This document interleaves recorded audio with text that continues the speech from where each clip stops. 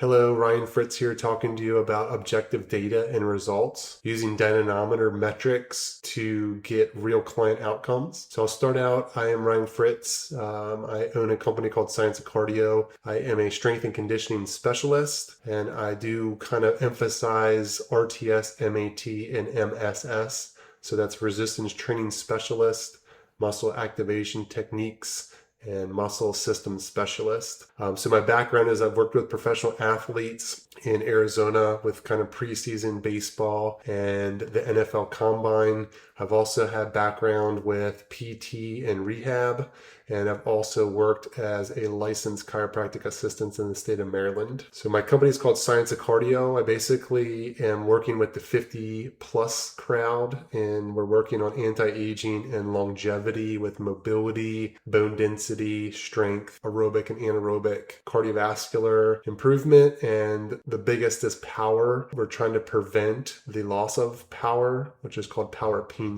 So we're doing a lot of explosive propulsion movements to maintain that function. Here's an example of a client doing a sit to stand test or a workout. We're basically trying to work on rate of force development and trying to get him to get up from a seated position as fast as he can.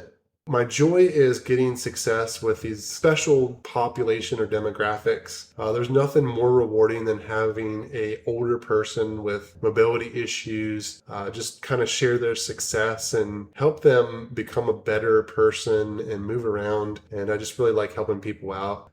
So these are a couple of quotes. I had a lady that had migraines. We've done some neck strengthening exercises, and the migraines have pretty much dissipated or gone away. I had a person that had a lot of shoulder mobility issues, and they had problems getting dressed, getting clothes, getting their jacket on. And so they don't need their spouse to help them out, put on a raincoat or winter jacket. So that's pretty life-changing. You know, sleeping through the night, that's profound with recovery and feeling good and getting your body to repair. Basically not having pain with movements and doing things.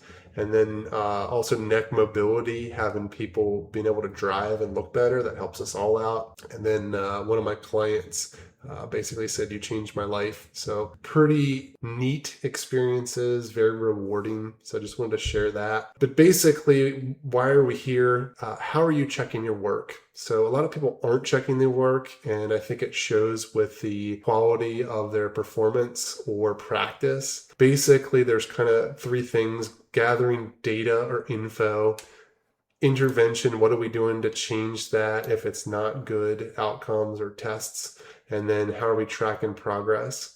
So basically, can you find your records with collecting data? Are you doing stuff and not tracking or paying attention and just randomly doing things? Intervention, using scientific perturbation. You basically are doing the scientific method.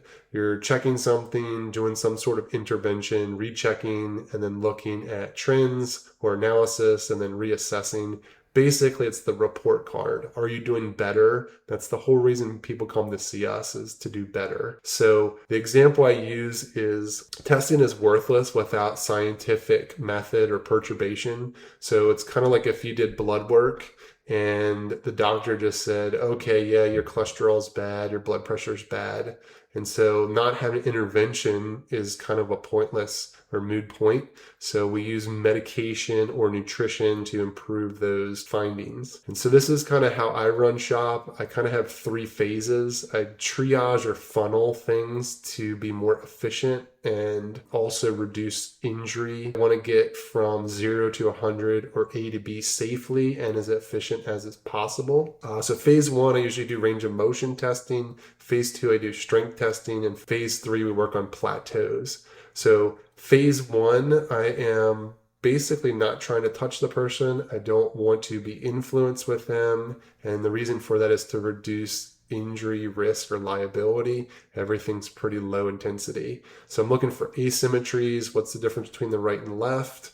And then I'm using that information to make decisions and trying to figure out where to go. So phase 2, I kind of implement strength or force testing. And so I use typically the force and compare right to left with asymmetry. Again, trying to make decisions and get insight.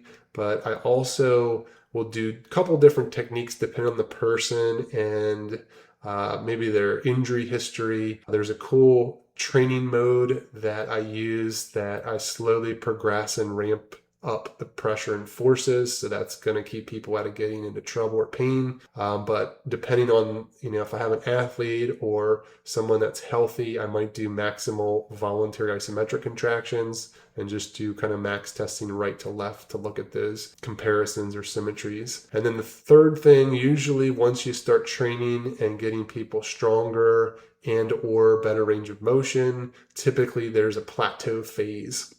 And so plateauing is something that we should all be really versed in and be able to use exercise science principles to improve or get out of or get better on those plateaus. So same kind of process, reassessing asymmetries, looking at range of motion and strength, and then coming up with a game plan with insights, analytics, and making decisions based off of that. So this is kind of how I do my triage. I will get range of motions through every joint motion that I can, and then I will try to put a number value to that, and I'll use that to figure out where to go and what to do next. So here you can see kind of my list of exercises and joint range of motion, degrees of motion. And so sometimes you will miss things by not looking at the whole picture. Like this particular person has a lot of ankle major, you can see in the red, 44% asymmetry, 39, 34%. So that's kind of the go-to place. And then maybe the shoulders got some things going on. So that's how I would use kind of those range of motion assessments to figure out where to go. And then using that range of motion information, I tried to kind of zoom in, zoom out, looking at everything, and then kind of prioritizing what's the most important. This steers our decision making and gives us non-biased template for what to do next. So a lot of specificity, but basically we're prioritizing and saying, hey, this is the biggest elephant in the room or the biggest kind of red flag. We need to work on these things first before we work on these minor things later. And then here's some examples of pre and post range of motion. So this is external hip rotation. Basically, we use a sensor goniometer, digital goniometer, to have them go into external rotation. So the ankle will go in, the femur will externally rotate. And you can see on this graph that the blue is the right leg and the orange is the left leg. And then down below this orange circle, you can see that their asymmetry is getting better or decreasing. So we want that asymmetry to improve by getting similar or close to each other. And you can see that this left leg range of motion is improving. So the intervention that I chose to use for this particular person was isometrics. So here you can see me on the ISOFIT, and I'm doing this external hip rotation, and I'm having the person push into the bar and holding it for a couple seconds. So you can really manage the intensity, position, and range of motion with that setup, which is pretty cool. Okay, another pre and post kind of results looking at internal hip rotation. Basically, this is the opposite direction. So you can see that I can test strength with this or do training mode. This picture on the right shows me with the dynamometer. And so I'm internally hip rotating, pushing up into that pressure sensor. And then kind of our results in the middle here, you can see that the left leg, the orange, the right leg, the blue, both the range of motions are improving over time. And then that bottom orange graph is showing that the range of motion asymmetries is going down, which is what we want. So this is kind of the test, internal hip rotation, getting kind of range of motion with that. Okay, here's another test result. We have internal hip rotation. So that's kind of the test on the left with the goniometer. This person, you can see we've done 3 tests and their range of motion is improving and also their asymmetry is decreasing. So basically, is progress being made? What's the trends? Are we able to improve or do what we're trying to do? And we can see that we are, so we're kind of happy with those results. Here would be an example of me doing internal hip rotation isometrically, going into a range. I have a restraint, so I'm on the iso fit, and we're doing internal hip rotation, pushing kind of out into that range of motion. Okay, so here's another result looking at isometric mid-thigh pull, or kind of like a deadlift position. So I'm using pressure sensor dynamometer force plates, and we're on the ISOFIT MSK. The ISOFIT is just a tool. We don't have to use this machine, but it allows us to recreate and do an apples to apples test. And so this particular person, I've been doing the training mode, and you can see that little green line. We are increasing that kind of number over our weeks. So our progress over here on this graph, you can see that this person's getting stronger as we go through, and I'm increasing that if their body will tolerate it. So really cool kind of technique and things to use to help people get stronger. They like it. They see it as a report card. They're trying to beat their score. So it's kind of a win-win situation. Okay, so looking at quality control. So basically, I am trying to do the best job to reduce or eliminate testing bias. So I don't want the person to cheat or compensate, and I also want to get the best apples to apples test and be able to recreate that so that we're actually getting real data points and not just doing very different things each time. So consistency with the setup, writing notes. So I will do a bunch of things to help remember where the setup was and what we do. And then the other thing I want to talk about is restraints. So using physics and action and reaction, Newton's laws, to give us the best outcome for these tests. So here you can see me doing a neck test. This has got the strap, and here's the same movement with a push sensor. And so we have very different outcomes. And so I'll get into that. But having a good setup makes a huge difference. And so these are kind of things that I use. I use restraints. So examples would be like a seat belt, a strap, a pad on a seated leg curl machine, or like the pad on a lat pull down. But spinal extension, glute ham machine, preacher curls, these all have built-in restraints. There's a reason why. Basically, if you're pushing or pulling into something, you don't want it to move. And so that will keep things from compensating or cheating. And so again, this is kind of Newton's law. If you think of space, if a person pushes in space, an object's going to keep going. And so we want to reduce the ability for somebody to compensate by changing their limb or making something easier. And so this gives us a good repeatability or setup. It also allows you to produce a lot more force. And so I'll get into that. But these pictures, the first one top left is me kneeling, doing a trunk rotation with a dynamometer. You can see I have my front knee braced, and I'm kneeling on the floor. The bottom left picture is me seated doing a push up into the dynamometer sensor.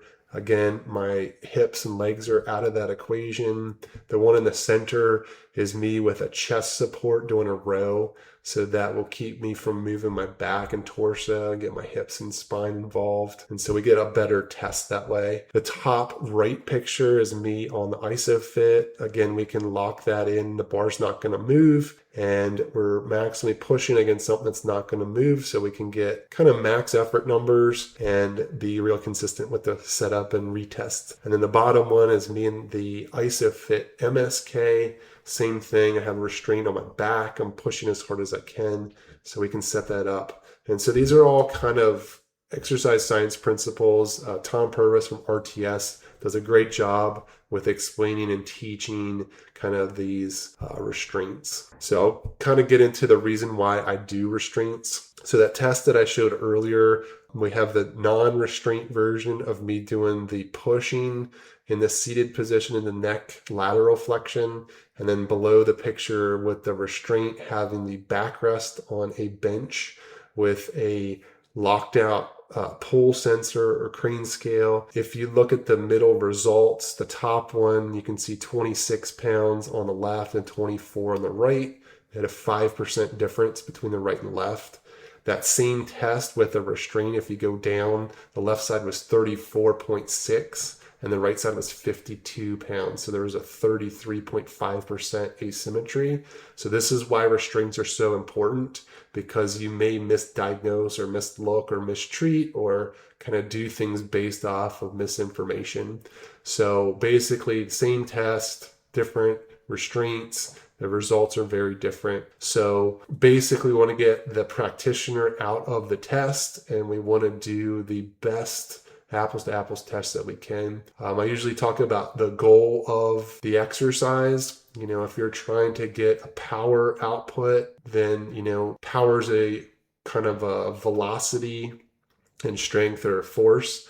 And so isometrics may or may not be the right tool for that kind of intervention. But quality control makes a huge difference. Looking at, the goal of the test and then using kind of principles. Actionables, what are the exercise science methods? How are we putting this into exercise, fitness, maybe field-related movements or challenges? And then I always like to use 5 tests as a minimum. I like to have an odd number as a tiebreaker so that I can look at and use that to make a decision. So if you have 4, 2 are the same and 2 are, different, you're not real sure on where to go or what to do. So I'll go into compensations. For vertical jump, typically people will bend their knees. Basically, they'll jump and try to bring their legs up under them, or they'll have some things that they'll try to do to get better numbers. So as long as your tests are consistent, I love that we can slow this down and we can look at the knees caving in and see what's happening with the body. As far as range of motion, again, you're looking for things to compensate. Spinal extension, the rotator cuff has certain ranges of motion, and people will do things to get more range of motion.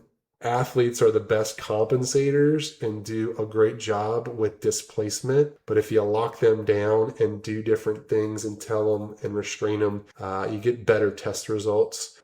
Basically, spinal extension will be a cheat. So people arch their back to get more external shoulder rotation or shoulder flexion. Shoulders dipping or the torso, moving would be a compensation for the neck.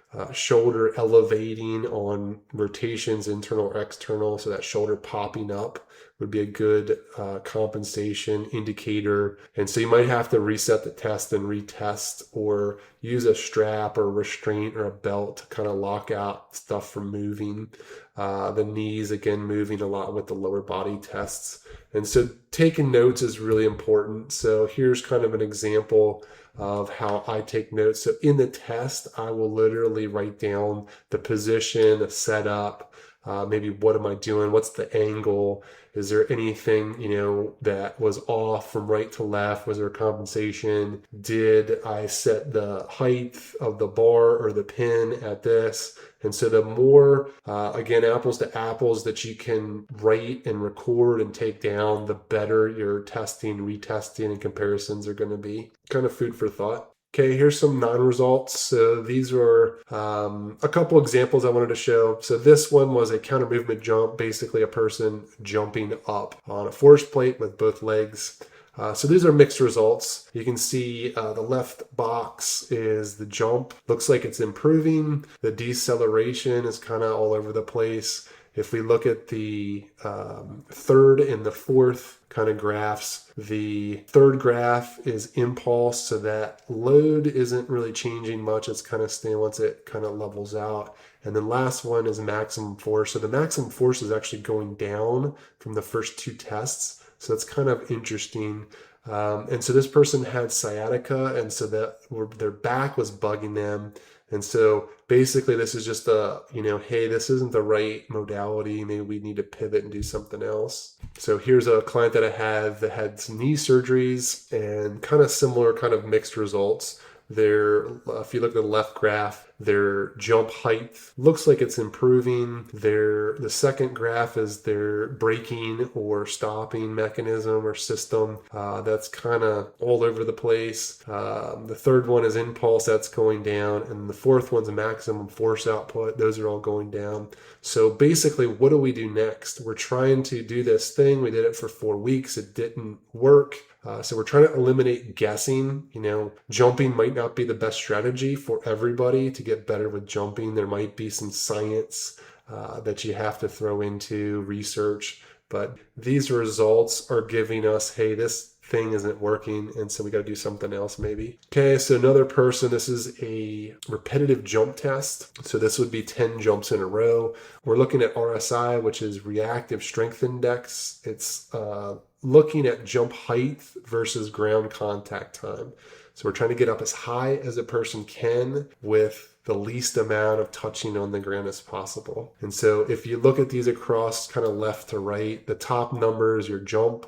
So that looks like it's improving. The jump height, is going from 4.3 and then finishing up at 5 centimeters. Then as we go down to the peak RSI, we have kind of numbers all over the place, 4.8, 3, 0.7, and 0.6. So not really consistent all over the place. If we look at the bottom number, the force averages, again, same thing all over the place, 159, 259, 226, 297, and 270. So this might be, we have to do more testing, or this might be, this particular exercise modality is not the proper thing. So here's an example of this test. So we're kind of hopping.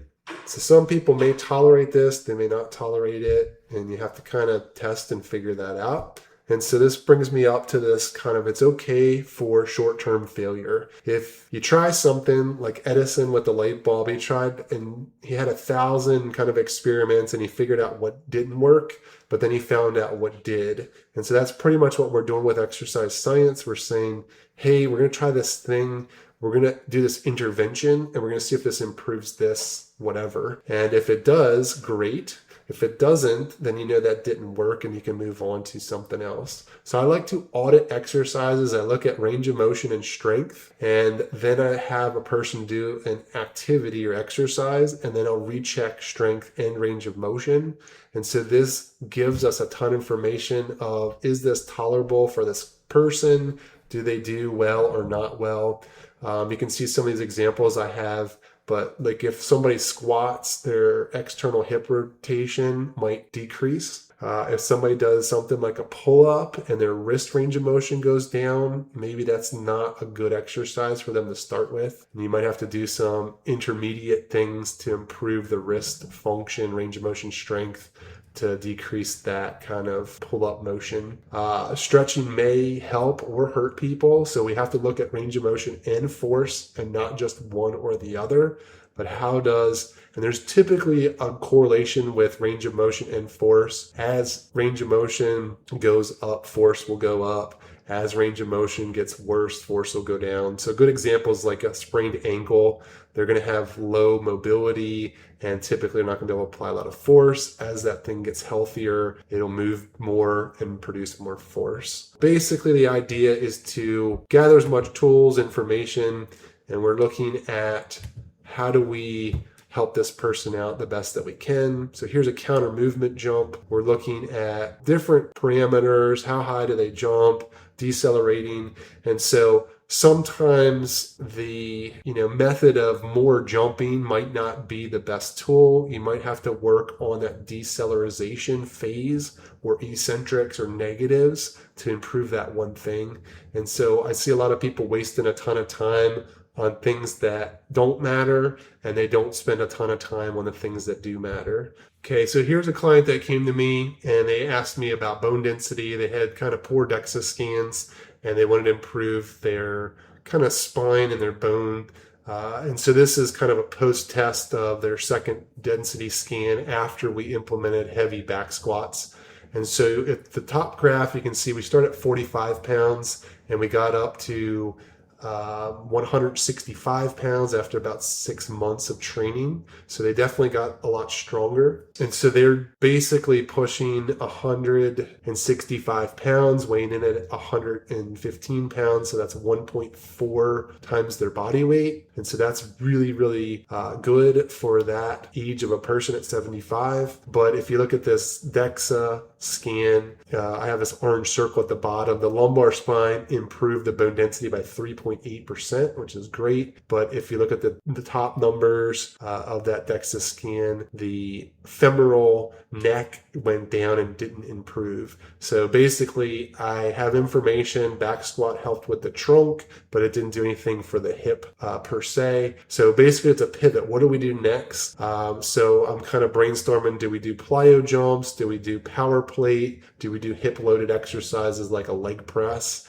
And then do we try to get, max effort 90% 1RM with 5 sets of 5 and trying to really load that hip? Again, you have to research, look at studies, find out information, what is appropriate for this goal and what they're trying to improve, and not just doing stuff. Oh, well, if we strength train, we're going to get better bone density because it's resistance. No, it needs to be 85+% of their 1 rep max. If you're not doing close to max or near maximal effort, you're not going to get that bone density stimulus. So there's a lot of research that backs that. So here's an example of me doing these posture screens with different clients. Some of these screens are intra-session in the same day. Some of them are over a couple months.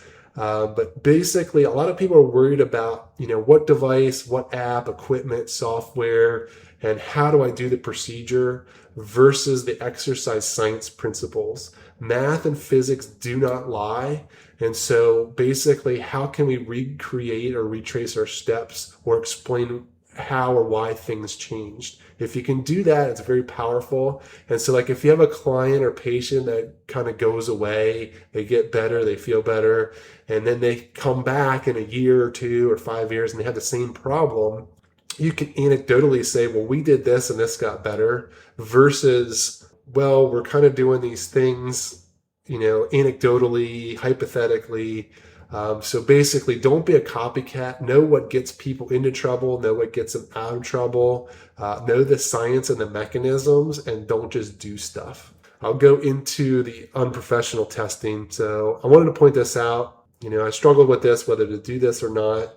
But essentially, I thought it was important for people to see what's going on in the professional world, and people are doing things that aren't so great. And so here's a professional strength coach for the Major League Baseball, and they are doing a dynamometer test. My biggest gripe about this is the total force is a summation of these two people. So if the coach is pushing, that might increase the number on the test.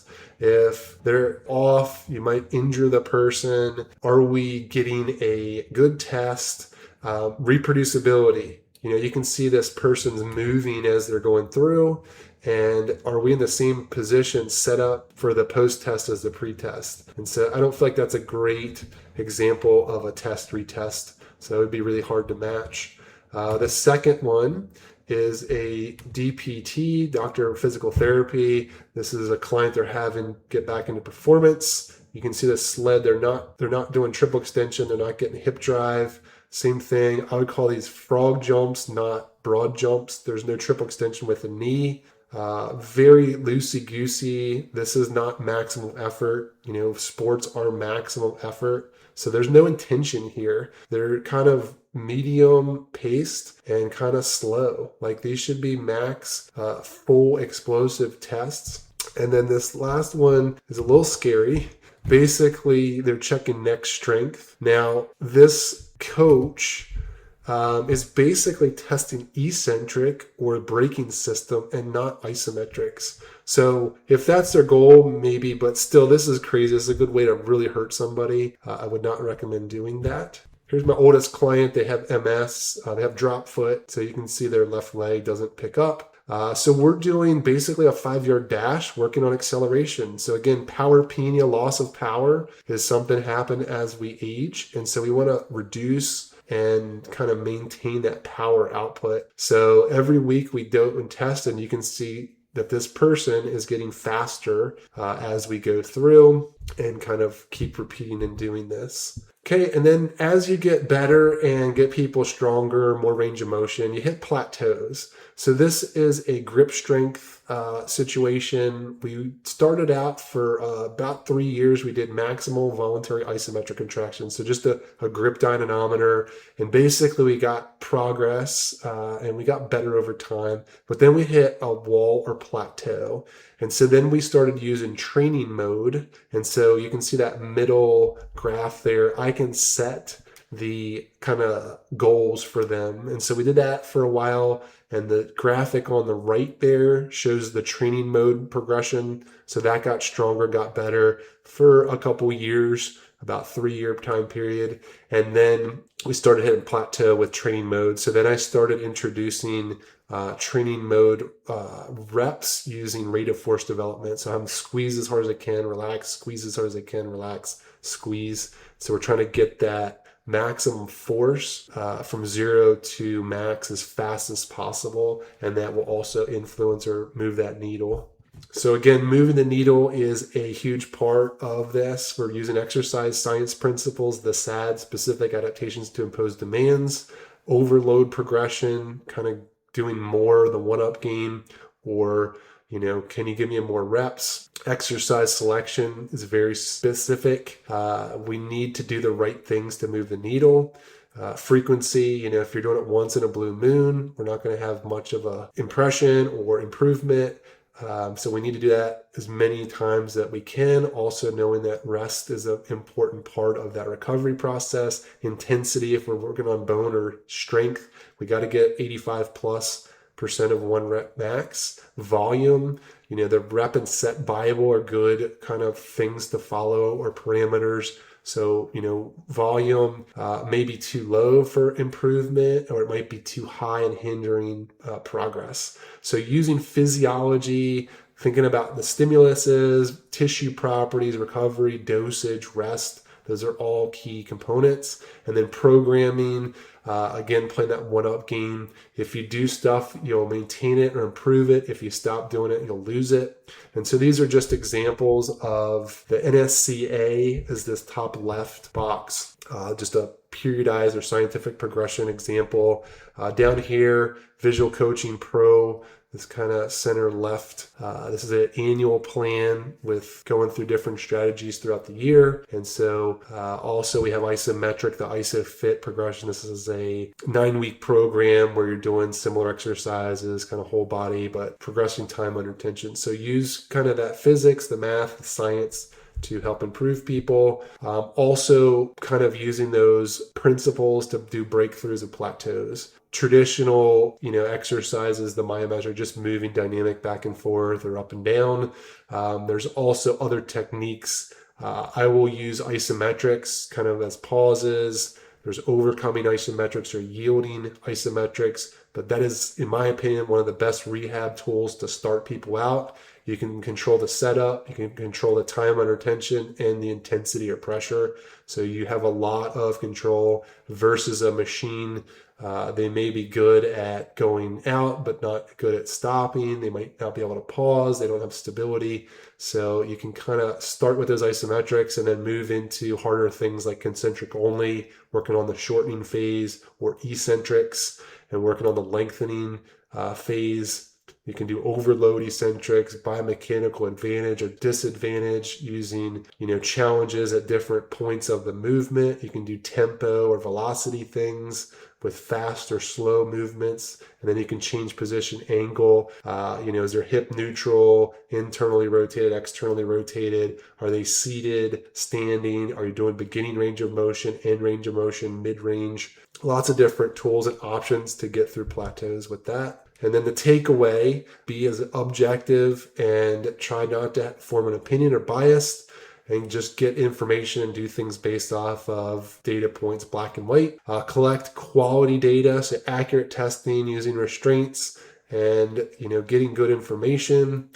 Keeping things simple, specific exercise or skill to whatever your test. So if someone's not good at lifting their arm, just start working on improving force and range of motion with that. You don't have to reinvent the wheel. I think a lot of people make things way too complicated. Have some sort of funnel or triage priority system to narrow your focus. There's 650 muscles. There's a ton of bones, ligaments, joints, attachments. And so there's a lot to digest. So the better you can funnel that down, the better results you're going to get. And then have some sort of experiment, scientific method. You're thinking, this did this didn't do this. I'm going to just try this based off of this information versus just doing stuff, guessing. I think there's a lot of Oh, well, this looks cool. I see a lot of youth athletes, they see things on social media and they're like, oh, that looks really hard. I'm going to try that. And it has nothing to do with their sport. It's not goal specific or related. And it's just a huge waste of time. It could be risky or dangerous. So why do it? Be okay with being wrong and pivoting. Know when to pivot if things don't work out. Have a strategy for plateaus. What are you doing? And then analyzing, be a detective, find drivers. Okay, well, I did this thing with the hip and that didn't do anything. And then I went to the spine and the spine really influenced the hip. So we're going to do these spine exercises to have influence with this hip problem this person's having. Individualize and customize. Every person's different, so they need a different routine, exercise, challenge, rehab. They should be doing different things than another person. And then spend time in the lab, grow, learn, experiment, ask questions, and be real creative and come up with new solutions and ideas. So thanks for watching. I really appreciate your time. Hopefully this was insightful and helpful. And if you have any questions, please reach out to me on social media. You can look at Instagram or Facebook. I'm also on YouTube. So hit me up with some questions and hopefully I can answer any questions that you have. Thank you.